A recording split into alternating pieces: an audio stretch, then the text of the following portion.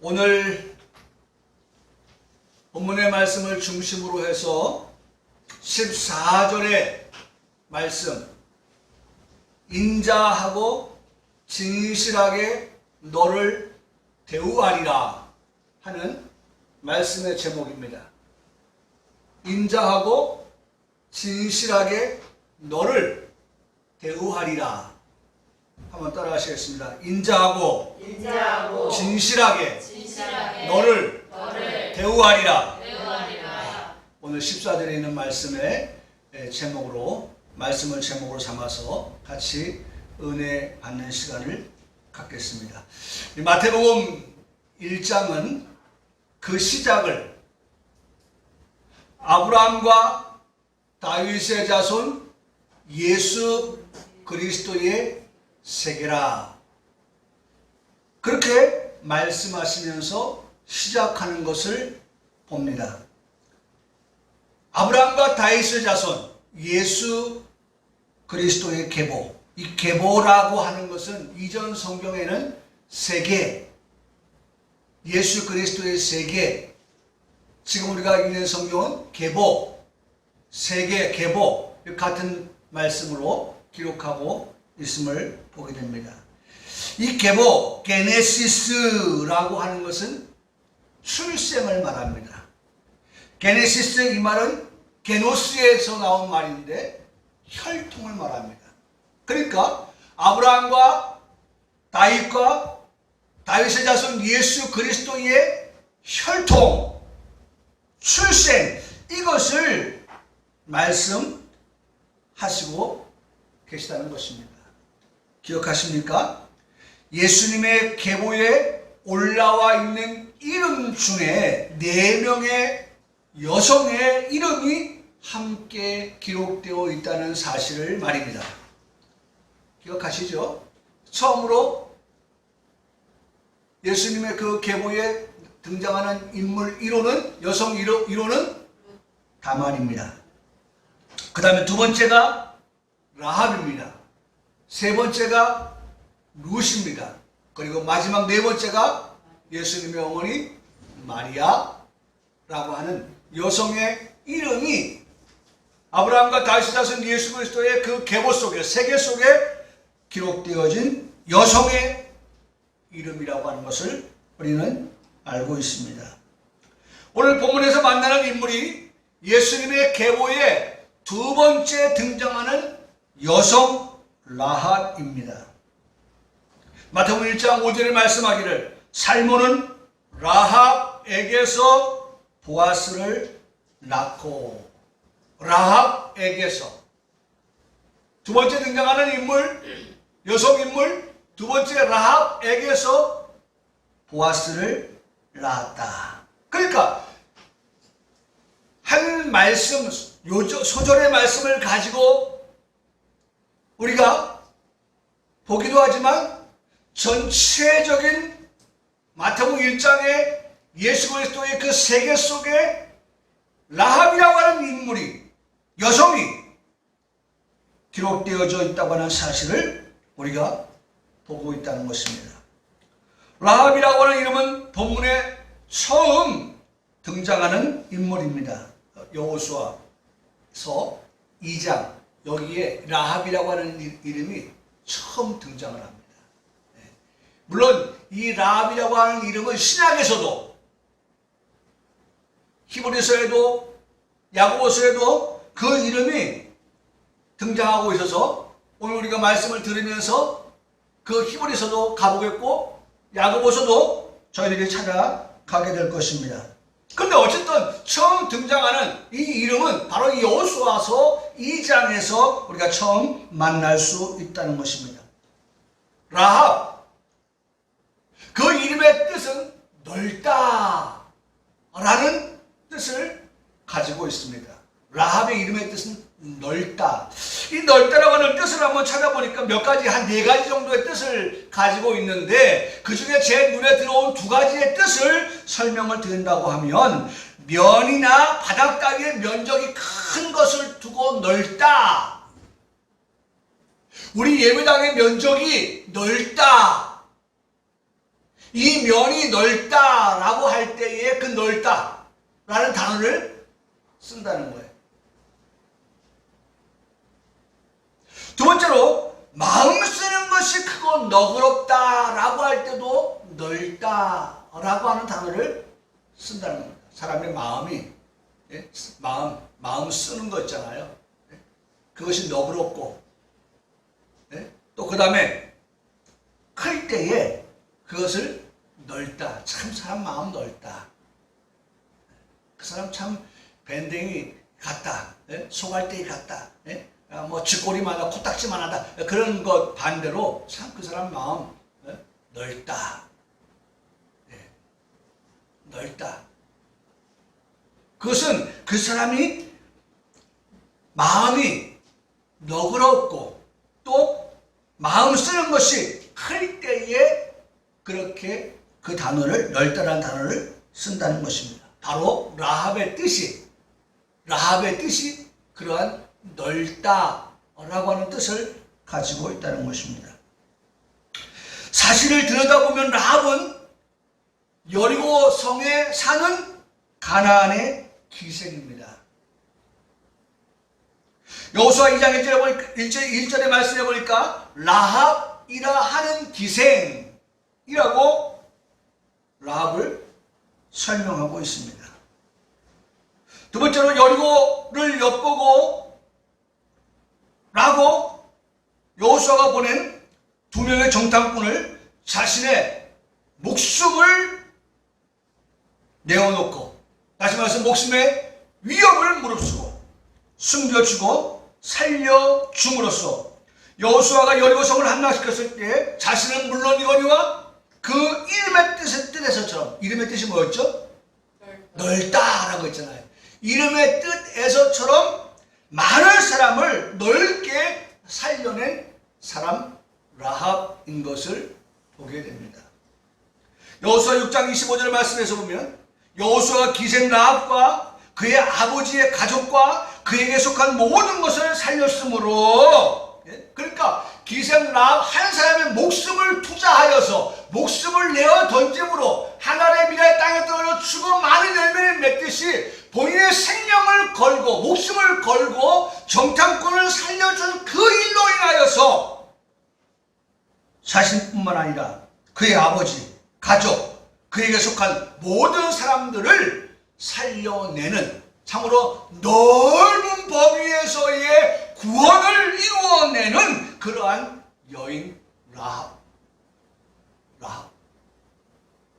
여성 라합, 그를 오늘 만나게 됩니다. 더 나아가서 세 번째로 라합을 통한 예수님의 탄생. 왜냐하면 라합을 통해서 예수님의 그 세계 속에 라합이 있고 그리고 그 밑으로 쭉 내려가서 마침내 예수 그리스도의 세계가 마침표를 찍는 그런 것들을 우리가 듣게 되는데 바로 그 세계 속에 그 계보 속에 그 족보 속에 그 혈통 속에 바로 누가 있었어요? 라합이 있었다는 거죠. 그러니까 그 라합이 아니었다고 하면 뭐 아니었다고 해도 뭐 예수님은 어떤 방법을 통해서 어떤 계통을 통해서 나셨겠지만 어쨌든 라합을 고리로 해서 예수 그리스도가 나셨다. 그렇다면 그 예수님은 우리가 잘 아는 대로 온 인류를 구원하신 예수님. 넓다. 지금 포인트가 어디에 있는 거 아시죠? 넓다. 라합도 그 이름의 뜻이 넓어서 본인과 그 가족들을 다 살려내는 그러한 중요한 인물이었던 것처럼 또한 더 나아가서는 그 라합을 통하여 낳게 된 예수 그리스도를 통하여서 온 인류가 어떻게 해요? 그들의 죄에서 구원할 자 예수님으로 이 땅에 오셨다라고 하는 것을 우리가 말씀을 통해 듣게 되고 우리가 그 예수님을 믿고 있는 것입니다.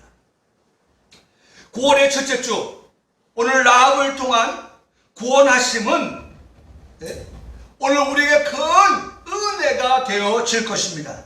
성도는 하나님의 나라 천국을 바라보며 살아가는 하나님의 자녀들이 맞습니다. 할렐루야. 우리는 금요일 날도 말씀을 통해서 보았지만 요한복음에서 하나님의 나라를 볼자고 하나님의 나라에 더 나아가서 어떻게 들어갈 자라는 말씀을 드렸어요. 물과 성령으로 거듭난 자는 하나님의 나라를 볼 것이다. 물과 성령으로 거듭난 자는 하나님의 나라에 어떻게 들어간다 라고 하는 말씀을 우리가 마음에 새기고 그 말씀을 의지해서 살아가고 있는 성도가 맞습니다. 구약의 이스라엘 백성들은 모세를 중심으로 약속의 땅 가나안을 향해서 가는 사람들이 맞습니다. 모세가 죽고 난 후에 여호수아를 중심으로 계속해서 흔들림 없이 약속의 땅을 향하여서 그들이 걸어가는 이스라엘 백성들이 맞습니다. 그런데 가는 그 길에 그들 앞에 많은 어려움이 있었는데 오늘 그들이 우리에게 들려주는 말씀 가운데 하나가 바로 여리고 성에 대한 말씀입니다. 여리고 성을 지나가야만이 마침내 가나안 땅에 들어갈 수가 있게 되어지는데 참으로 지금 이 여리고를 지나가야 되는 이스라엘 백성들에게는 중대한 기로점에 놓여 있게 되었습니다. 여호수아는 이 일을 헤쳐나가기 위해서 2명의 정탐꾼을 여리고 성을 향하여 보내게 됩니다. 오늘 성경의 말씀에 보니까 2명의 정탐꾼에게 이렇게 말했어요. 여호수아가 가서 그 땅과 여리고를 엿보라. 그 땅과 여리고를 엿보라고 2명의 정탐꾼에게 그렇게 명령을 하였습니다. 그 땅, 여리고 엿보고 오라는 거예요. 지금 상황이 어떤지 보고 오라는 거예요. 명령을 받은 2명의 정탐꾼이 여리고로 들어갑니다. 그리고 그 2명이 들어가자마자 유숙한 곳이 바로 라합이라 하는 기생의 집이었다 라고 오늘 본문 2장 1절은 그렇게 말씀해 주고 있습니다. 제가 다른 분의 설교도 들어보니까 참 그럴 것 같아요. 사실 정탐꾼들이 여호수아의 명령을 받아서 갔지만 정탐을 한 게 없어요. 가자마자 어떻게 했습니까? 발각이 되어져 버렸어요. 벌써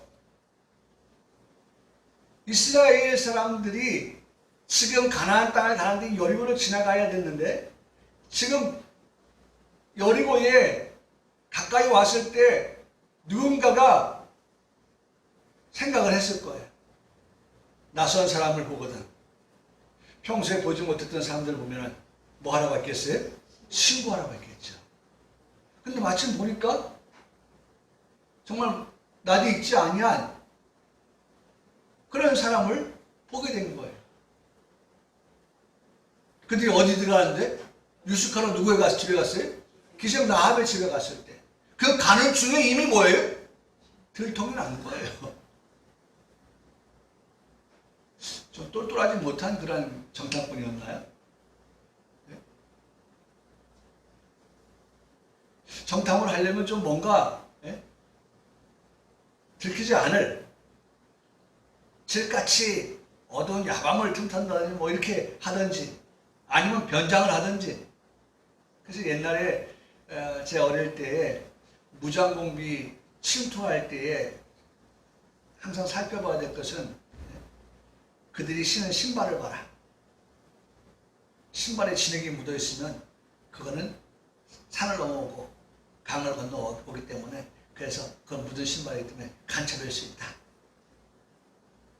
그들이 입은 군복을 봐라.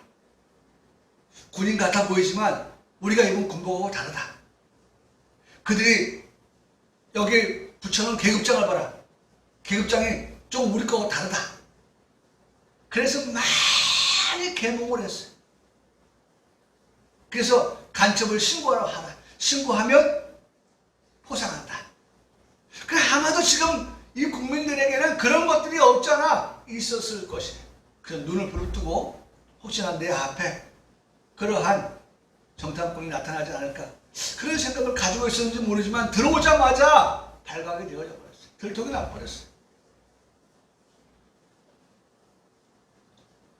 목적을 이루기도 전에 이들이 여리고를 정탐하러 온 사실이 어떤 사람, 성경에 보니까 어떤 사람에 의해 여리고 왕에게 전달되었다 라고 기록한 것을 볼 수 있습니다. 발각이 된 것이 파죽지세라는 말이 상황에 적당한 말일 것입니다. 파죽지세. 오늘 10절의 말씀에 보면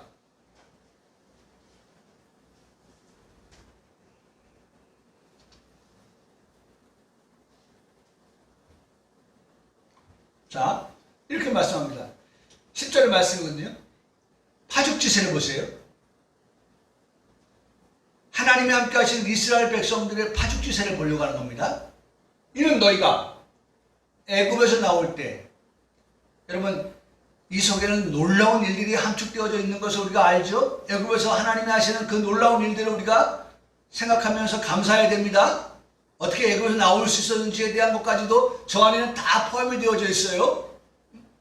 마지막으로 하나님의 백성들을 6월절 재앙이 넘어가는, 하나님의 백성들에게는 재앙이 임하지 않고 재앙에 패스오버하는 그러한 일까지 포함되어져서 결국 애굽에서 나올 수 있었던 것, 그 모든 역사가 저 안에 다 담겨져 있는 것을 우리는 생각해야 됩니다. 자, 애굽에서 나왔습니다. 여호와께서 너희 앞에서 어디를 지나갑니까?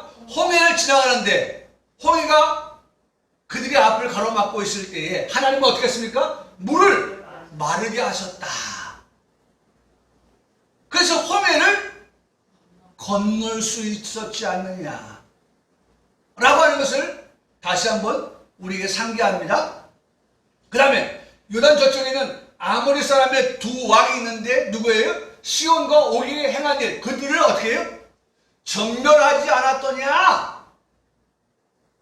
요 세 가지의 단초를 가지고서 다시 한번 하나님의 백성들에게, 그리고 이러한 사실을 전해드는 여리고 성의 모든 사람들에게 미치는 그 영향력에 대한 부분들을 말씀해 주고 있어요. 이게 누가 한 말이에요? 네? 여러분 10절 말씀 보세요. 누가 지금 이렇게 말하고 있는 거예요? 네? 정탐꾼이 얘기했어요? 아니죠. 네? 자, 10절 말씀 8절에 또 그들이 눕기 전에 라합이 지붕에 올라가서 그들에게 이르되 말하되 여호와께서 이 땅을 너희에게 주신 줄 내가 아노니 우리가 너희를 심히 두려워하고 이 땅 주민들이 다 너희 앞에서 간담이 농나니 이는 너희가 애굽 나올 때 쭉 그 말씀이죠. 자, 지금 누가 말하고 있습니까? 라합이 얘기하고 있는 거예요. 네? 라합은 누구예요? 이스라엘 백성이에요? 아니에요. 이방 여인이에요. 지금 어디 지금 가왔어요? 네? 여리고 사람이란 말이에요. 여리고 사람. 네? 여리고 사람들의 그 입에서 라합만이 이 사실을 알았겠어요? 아니죠. 대다수의 많은 사람들이 이스라엘 백성들이 행하신 여호와의 그건 놀라운 일들을, 아까 무슨 단어 썼죠? 사자성어? 파죽지세로 지금 오고 있는 이스라엘에 대한 소식을 여리고 사람들도 어떻게 해요? 들었다는 거예요. 네? 들었다는 거예요. 들었어요.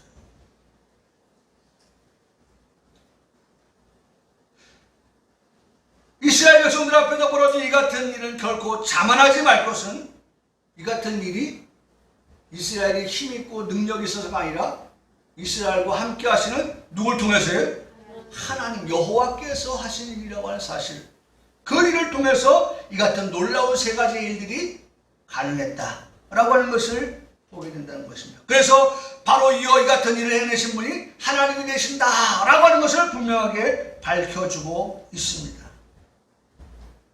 자, 그 밝혀주는 일이 뭐예요? 11절에 우리가 그 같은 일을 들었다. 우리가 들은 거예요.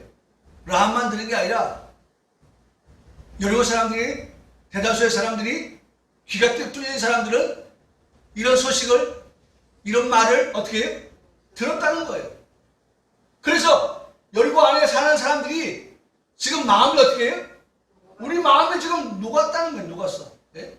간담이 서늘하다. 우리 마음이 녹았다. 너희로 말미암아 정신이 어떻게 해? 혼미하다. 이렇다는 거예요. 정신이 이렇다. 그런데 그 다음 말씀 보세요. 뭐라고 표현하고 있습니까? 너희의 하나님 여호와가 하신 일이다. 이방 여인의 입에서 나오는 말을 들어보십시오. 우리가 두려운 것은 이스라엘 백성이 두려운 것이 아니라 이스라엘 백성과 함께하는 너희의 하나님 여호와로 인하여서, 너희 하나님 여호와로 인해서.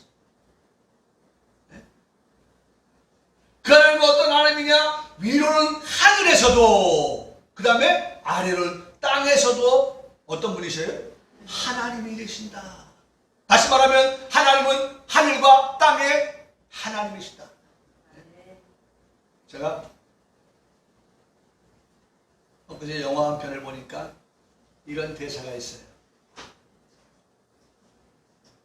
아프간 탈레반을 제거하기 위한 작전을 펼쳐가는데, 이 참 탈레반이 베트남도 그렇지만은 이 큰 넓은 땅덩어리에서 요소요소에 숨어 있어가지고 찾아내기가 참 쉽지가 않아요. 그때 나온 대사 가운데 하나의 대사가 이런 거예요. 너희가 하늘을 장악하고 있다 할지라도 땅은 우리가 장악하고 있다. 무슨 말이냐면, 비행기를 가지고 지금으로 말하면 B-52 같은 그런 어마어마한 무기를 싣고 가는 비행기에서 떨어뜨리는 그 무기를 통해서 탈레반이 숨어있는 그 모든 것을 다 초토화시킬 수 있는 힘이 누구에게 있어요? 미군에게 있다는 거예요. 미군의 그 비행기 몇 대가 떠버리면 뭐 몇 대 뜰 것도 없어. 한 대만 싣고 있는 그 비행기의 그 폭탄을 가지고서 얼마든지 무력화시킬 수 있다는 거예요. 그런데 땅의 넓으니 어디다 떨어뜨릴 거냐고요. 그래서 땅에서 작전을 하는 것은 그 탈레반을 제거하기 위한 반대 세력의 정보가 있어야만 정확한 위치를 하늘에 알리고 공격을 할 수가 있다는 거예요. 자, 그렇다면 보세요. 세상의 전쟁은 그렇다 할지라도 오늘 하나님께서 싸우시는, 이스라엘 백성들을 통해 싸우시는 전쟁은 어떻게 해요? 하나님은 하늘에서도 땅에서도 누가 되신다? 하나님이 되신다 라고 하는 것을 말씀해 주고 계세요. 여러분, 우리는 그런 하나님을 믿고 있습니다. 믿음에 살아갑니다. 그런 하나님. 땅과 하늘의 하나님의 전능하신 일을 행하시는 분이다 라고 하는 것을 말씀합니다. 금요일 기도를 하면서 우리가 함께 기도한 기도의 제목이 있습니다. 바로 태풍 바비가 8월의 마지막 주에 한반도를 지나갔습니다. 9월 태풍 마이삭이 9월의 첫 주 한반도를 더 강력한 힘으로 핥히고 지나갔습니다.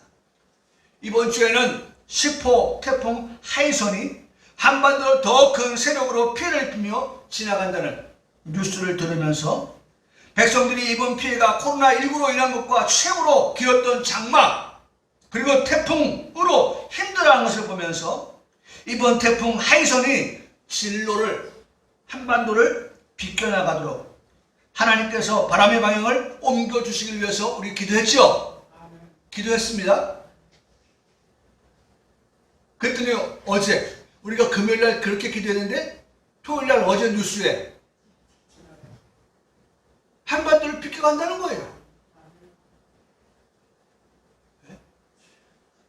계속되는 신음 우리 국민들, 백성들의 그 신음소리를 하나님의 자녀들의 소리, 기도 들으시고 하나님께서 그 태풍에 더 강력한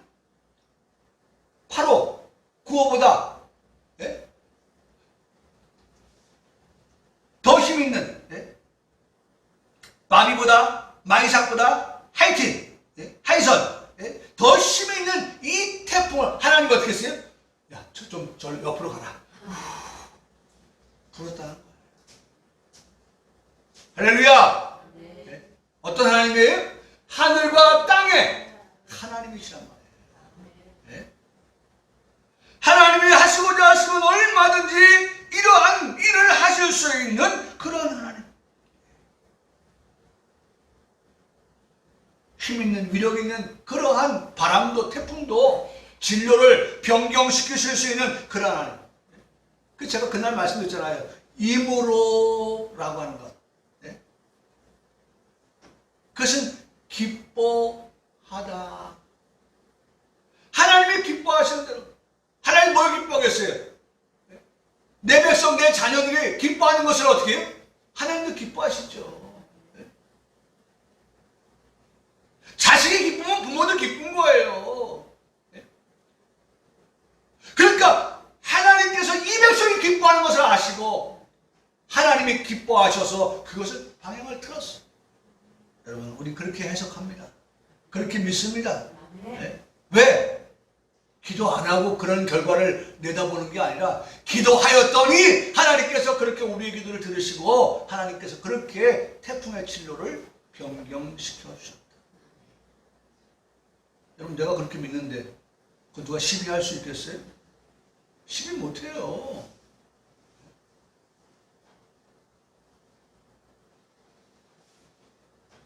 그러므로 하나님의 이름을 찬송합니다. 그러므로 하나님의 이름을 높여 드립니다.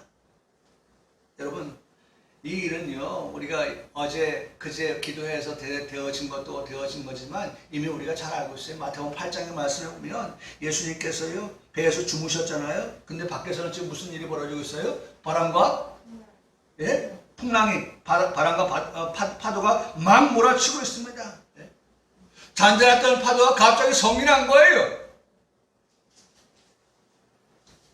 그 배 타고 있는 사람들이 다 놀라고 있습니다. 당황하고 있습니다.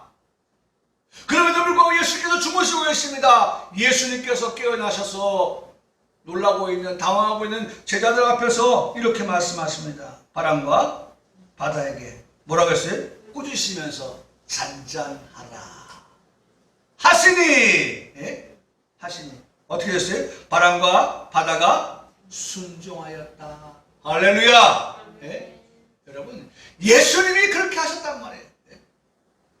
우리 인생은 이 같은 일을 만나면 놀라고 당황하고 염려하고 근심하고 걱정하지만, 그러나 우리가 지난주에 들었던 말씀, 정말 평강하길 원합니까?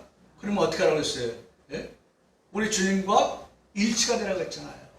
우리 주님과 함께 하라고 했잖아요. 주님을 더욱더 꼭 붙들라고 했잖아요. 그러면 우리에게 어떻게 해요? 안식을 주신다고 했잖아요. 우리에게 평강을 주신다고 말씀했잖아요. A래네! 라고 말씀했잖아요. 그게 A예요. 그게 우리 신앙의 A. 시작이에요. 기본이에요. 예수님 믿는다고 하면서 그 A, B, C도 모르는 그런 신앙의 성도가 아니라 정말 어려울 때 보면 이 사람 믿음이 있다, 신앙이 있다 하는 걸 아는 것은 그때 예수님과 멀어지는 것이 아니라, 예수님과 분리되는 것이 아니라 오히려 예수님과 어떻게 하나 되고 일치되어지고 함께하는 그러한 것들이 되어질 때 신앙이 바로 됐구나. 신앙이 정말 어린아이가 아니고 장성한 자라고 하는 것을 알 수 있게 된다는 것입니다. 소문은 빠르게 전파되었습니다.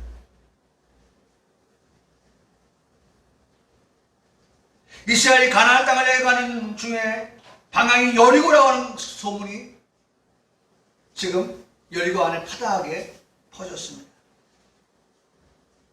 여리고 백성들이 예민하였기에 자신들의 국민이 아닐 때에는 분별할 수 있었던 것이지요.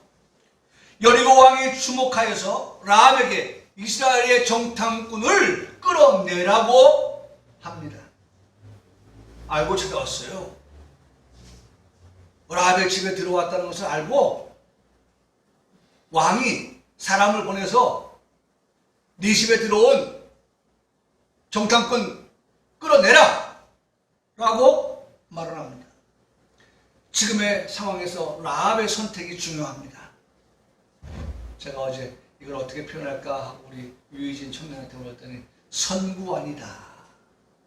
예. 유희림 청년. 예. 선구안. 선구안이 필요했다는 거예요. 근시 아니냐 원시 아니냐라고 하는 것이 우리에게 필요했다는 것입니다.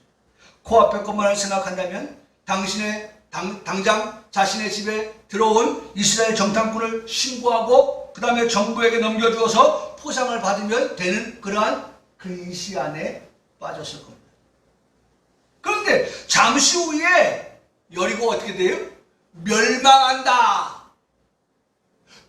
정부로부터 받은 포상금을 써보기도 전에 망한다. 무슨 의미가 있나? 무슨 의미가 있지? 그러니 가까운 쪽에 근시안적인 것을 바라보지 말고 어떻게 해요? 멀리 내다볼 수 있어야겠다라고 하는 판단이 누구에게 있었어요? 라합에게 있었다는 것입니다. 그런 지혜가 라합에게 있었다는 것입니다. 오늘 9절의 말씀 보십시오. 말하되 여호와께서 이 땅을 너에게 주신 줄을 내가 어떻게 해요? 알았다. 여러분 보세요. 아까 우리가라고 했잖아요. 우리가라고 하면 여리고에 있는 사람들이 다 그렇게 라합이 아닌 것처럼 알았어야 하는데 많은 사람들이 어떻게 해요? 알지 못했다는 거예요. 그들이 알고 있는 건 뭐예요? 지금 파죽지세로 오고 있는 이스라엘에 대해서만은 알고 있었어요. 그들이 믿는 하나님에 대해서 알고 있었어요. 그런데 과연 이 상황에서 어떤 판단을 할 것인가 라고 하는 지혜와 현명함이 그들에게는 없었지만 누구에게? 라합에게는 있었다는 거예요. 내가 알았다. 어떻게? 여호와께서 이 땅을 너희에게 주셨다라고 하는 것을 알았다는 거예요. 그러니 이 땅이 여리고가 곧 누구의 것이 돼요? 누구의 것이 되는 겁니까? 이스라엘에게 점령되어질 것을, 이스라엘에게 멸망할 것을 알았다는 거예요. 우리가 너희를 심히 두려워하고 이 땅 주민들 다 너희 앞에서 간담이 놓고 있다 라고 말하고 있습니다. 자신이 알았다.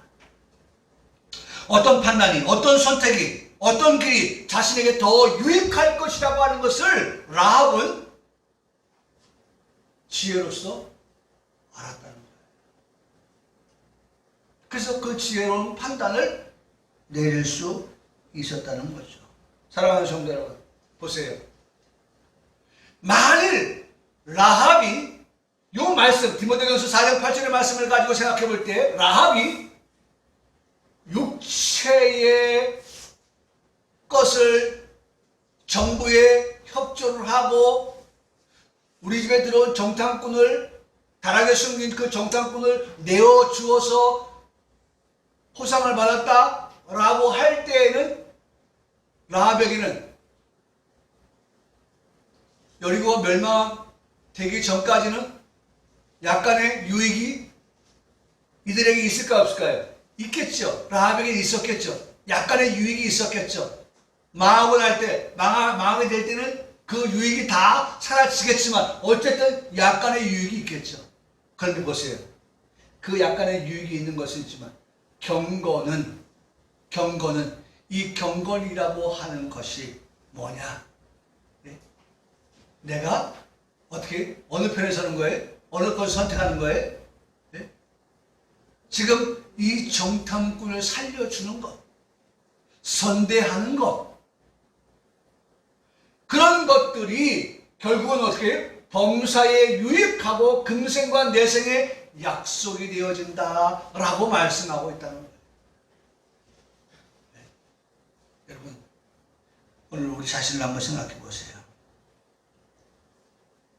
우리는 매사에 순간순간을 선택의 기로에 서서 살아갑니다.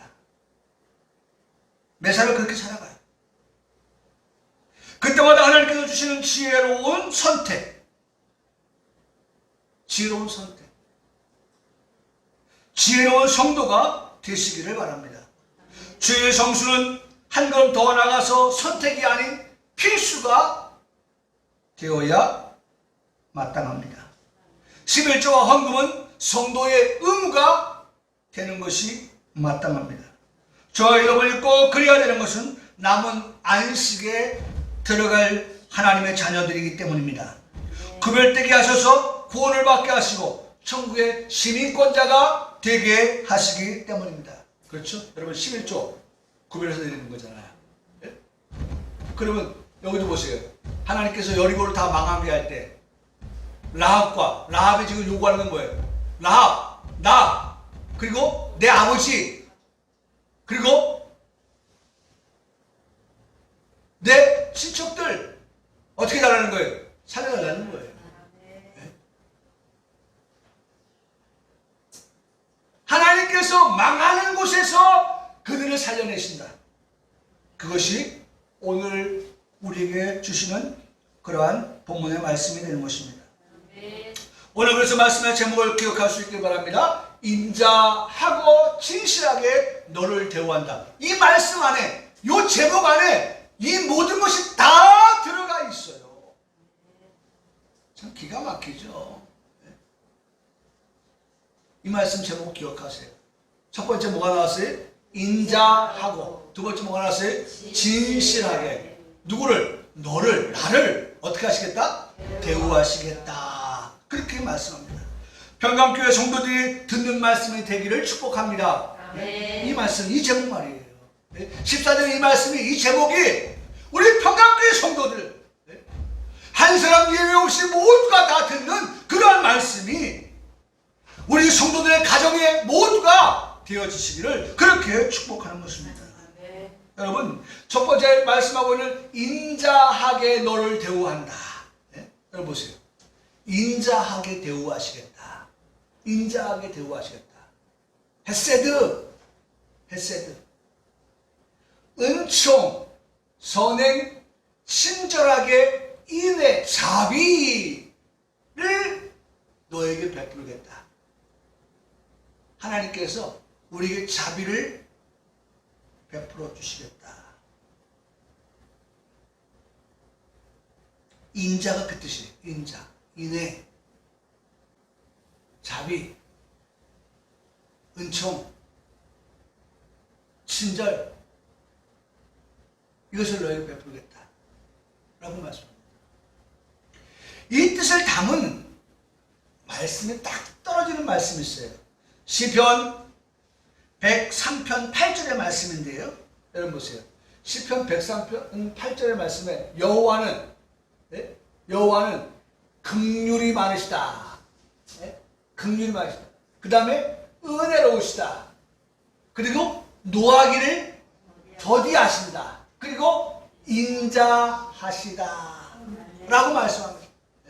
누가? 여호와가 그러시다는 거예요. 여호와가 그런 분이시다. 여호와는 긍휼, 여호와는 은혜, 여호와는 인자하심은 우리에게 결론적으로 무엇을 가져다 주느냐? 그것은 구원이라는 거예요. 여러분, 그러므로 인자하게 너를 대우하시겠다라고 하는 이 말의 결론은 한마디로 말하면 너에게 구원을 베풀어 주겠다.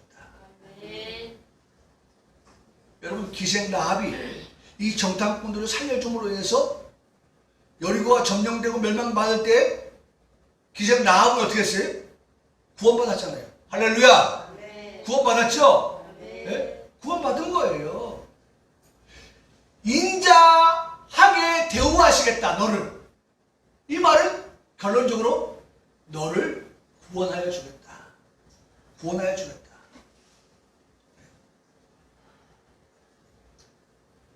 너를 구속하여 주겠다. 보세요. 이스라엘아 여호와를 바랄지어다. 여호와께서는 인자하심과 풍성한 뭐가 있어요? 구속 속량이 있다. 그래서 우리는 두 개의 단위를 같이 기억해야 합니다. 하나는 구속, 그 다음에 두 번째는 뭐예요? 구원. 죄에서 그 죄를 용서받은 사람이다. 속량받은 사람이다. 속량받은 사람. 죄 용서를 받지 아니한 상태로 구원받을 수는 없는 겁니다. 우리의 구원은 이미 어떻게 해요? 우리의 죄를 누가? 예수님께서 십자가를 지심으로 뭐 받았어요? 용서받은. 할렐루야. 네? 용서받았기 때문에 우리가 구원받을 수 있는 거라는 겁니다. 네? 여러분, 용서가 없이, 죄사함 없이 구원받을 수가 없는 거예요. 그래서 죄사함은 어디서 옵니까? 피 흘림에서 온 거예요. 피 흘림이 없이는 죄사함을 받을 수가 없습니다. 죄사함을 받지 못하고는 구원을 받을 수가 없습니다. 예수님께서는 우리의 죄를 위하여서 오셨고, 예수님께서는 우리 죄를 위하여서 피를 흘려 죽으셨습니다. 어디에서? 십자가에서. 그 예수님의 십자가의 죽으심을 통하여서 내 죄가 용서받았고, 용서받은 우리는 어떻게 되었어요? 구원을 받게 됩니다. 여러분 보세요. 여호와를 바랄지어다. 여호와께서는 인자하시기 때문에 그 인자하심과 풍성한 속량이 그 안에 있다. 우리에게 구속, 구원이 있다. 또 두 번째 말합니다. 시편 6장 4절에 여호와여 돌아와 나의 영혼을 건지시며 주의 사랑으로 나를 구하소서. 여기 사랑이라고 표현하지만 이전 성경에는 인자하심으로 나를 구원하소서. 그러니까 인자라고 하는 말씀 다음에는 반 따라오는 게 뭐예요? 구원이라는 거예요. 인자하심으로 나를 구원하신다. 우리를 인자함으로 너를 대우하겠다. 그렇게 말씀했잖아요. 인자하게 너를 대우하겠다. 그러니까 우리가 어떤 대우를 하시는 거예요? 구원의 대우를 하셔야 돼요. 구원받은 사람으로서의 대우를 하시겠다는 거예요. 라합에게 한 그 말씀이 오늘 우리에게 하시는 그 말씀이 되는 것입니다. 주의 인자하심과 사랑, 그리고 회개와 용서, 구속과 구원을 우리에게 말씀해 주고 계시는 것입니다. 자, 두 번째. 첫 번째, 인자함으로 너를 대우하시겠다. 두 번째는 뭐예요? 진실하게 너를 대우하겠다. 진실하게 너를 대우하겠다. 진실하게. 뜻이 뭐예요? 에메트, 확실하게. 진실하게라고 하는 말씀은 확실하게, 또 분명하게. 진리, 진실이라는 뜻을 가지고 있어요.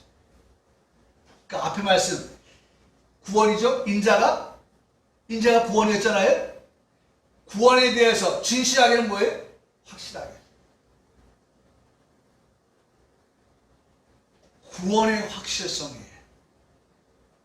너를 대우하는데 내가 지금 살려고 하니까 내가 널 지금 우리가 여리고를 점령했을 때 살려준다고 하지만 너도 여전히 이방인이야. 속으로는 두마음을 품는 거예요. 지금 네가 나를 살려주어서 내가 살지만 우리가 이 여리고를 점령할 때는 너도 이방인이기 때문에 똑같아.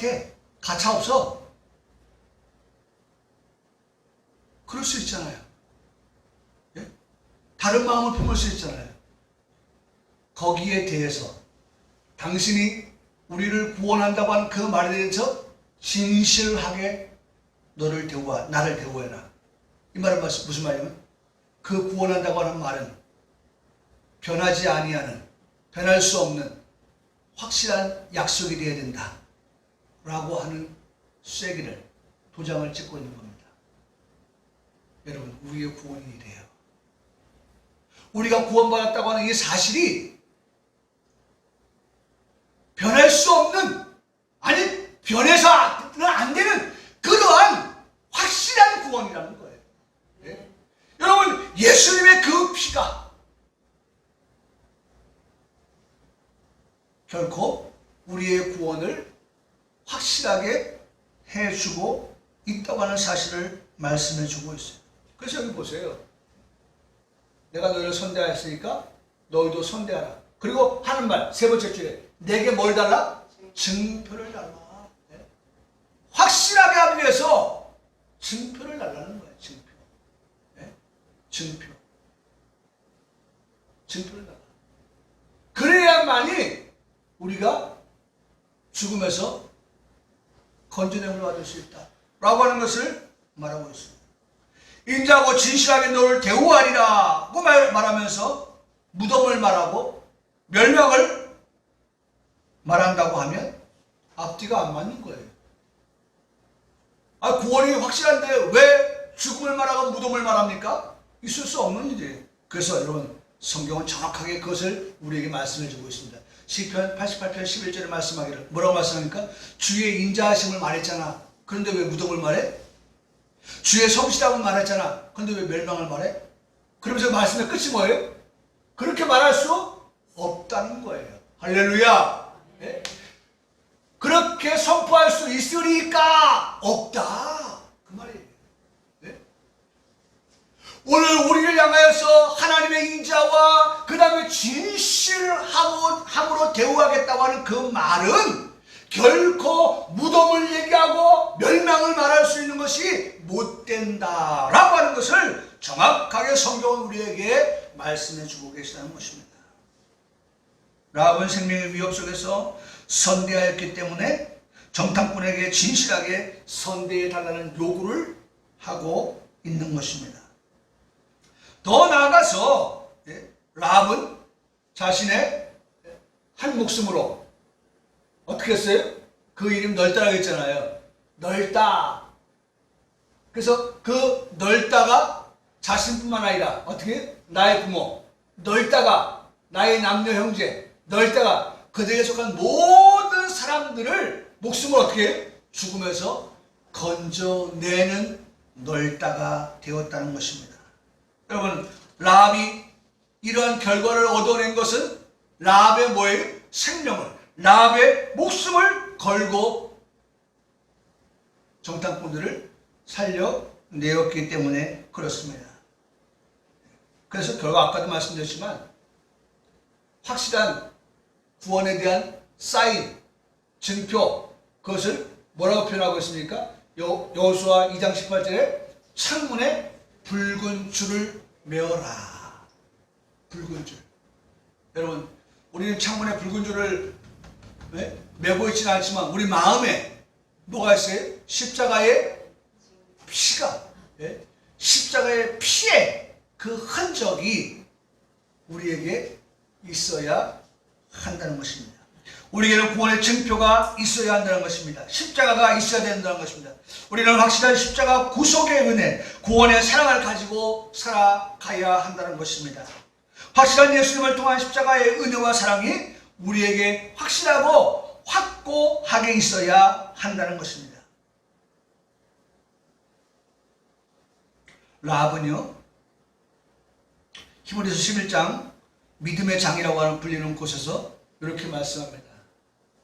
기생 라합은 정탐꾼을 평안히 영접하였고 순종하지 않은 자와 함께 멸망하지 아니했다. 저는 이 기생 라합이 등장하는 이름들 가지고 성경에 어디 나와 있나 한번 찾아보니까 이렇게 히브리서에, 야고보서에 나와 있는데 이 히브리서의 말씀에 보면 어떻게 해요? 기생 라합은 믿음으로, 그 다음에 두 번째는 뭐예요? 순종함으로. 아주 중요한 말입니다. 기생 라합은 믿음으로 순종했다는 거예요. 여러분, 오늘 우리 성도들이 믿음을 가지고 살아갑니다. 그러면 반드시 따라와야 할 것이 뭐예요? 순종이에요. 행함이 없는 믿음은 죽은 믿음이다. 야고보서 2장 16절을 말합니다. 영혼 없는 몸이 죽은 것 같이 행함이 없는 믿음은 죽은 것이다. 네. 여러분, 오늘 우리가 정말 라합처럼 넓다.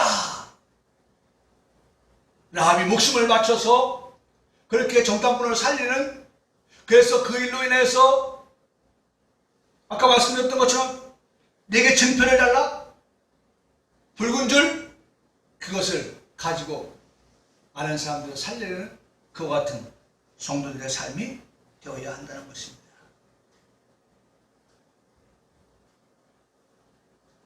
이제 말씀을 정리합니다. 여기 보면 인자하게 대우하시겠다. 예? 첫 번째, 진실함으로 너를 대우하겠다. 인자는 뭐라고 했어요? 예? 인자는 구원. 진실하게는 뭐예요?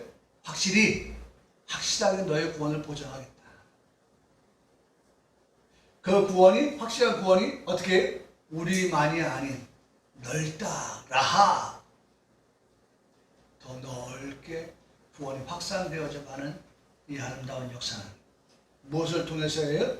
예? 이 여인이 믿음으로, 그 다음에 더 나아가서 행함으로 구원 얻게 하셔 살리는 그 역사처럼 오늘 우리도 그와 같이 삶을 살아가는, 행함에 따르는 순종의 여인과 같이 오늘 살아갈 때, 오늘 말씀의 끝 시작할 때 말씀드렸던 것처럼 아브라함과 다윗에서는 예수 그리스도의 계보에 그 이름이 올라가는 영광을 얻었던 것처럼 이 말씀을 듣는 평강교회 성도 모두가 그 영광의 주인공이 되시기를 주님의 이름으로 축복합니다. 아멘.